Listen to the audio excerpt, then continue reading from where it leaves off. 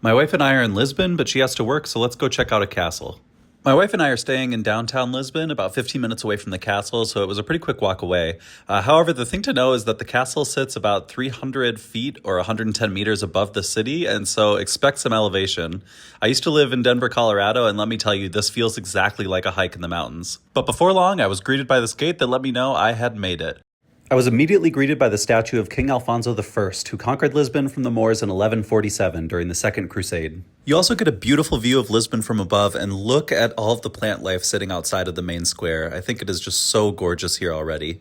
It definitely bodes well for the rest of the trip. Look at this view. You get a good sense of the elevation gain already, but we've got more to go.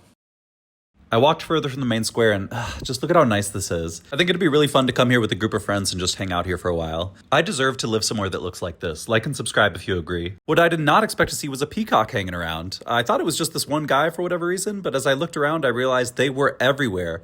I think they're so cool. Inside, there's a lot of pottery from the Islamic period of the area. Honestly, I just do not get that jazzed by pottery. I'm sorry, I know that makes me a Philistine. But what I did think was cool were these tiles in the next room over. Look at this really funny dancing little bird here. I just love his attitude. I also really like these tiles featuring what look like cherubs. Tag yourself, I'm the one on the top right. And at long last, we have made it to Castelo de São Jorge. That's the last time I'm going to try to speak Portuguese for you guys. You make your way across this bridge and are immediately greeted by a ton of arrow slits. I always think about what a great archer I would have been back then. That brings us to what I guess you would call the Bailey. It's this open area surrounded by all of the walls of the castle. You can see those stairs at the far end there, and yes, that means that we are going up. Always up. I've gotten so good at climbing stairs, I didn't even have to speed this up. Make sure you watch your footing here because you're like 30 or 40 feet up and there are absolutely no guardrails protecting you from falling. I got to see the Portuguese flag that's visible from much of the city of Lisbon. It was really cool to see it up close. And yep, we're going up again. Here we have reached the highest point of our venture, and we get a really cool view of the castle itself as well as the city of Lisbon in the background. I was definitely feeling all the exercise I had gotten up to this point, but this really felt like a nice reward. Also, look at this cool window I found. All right.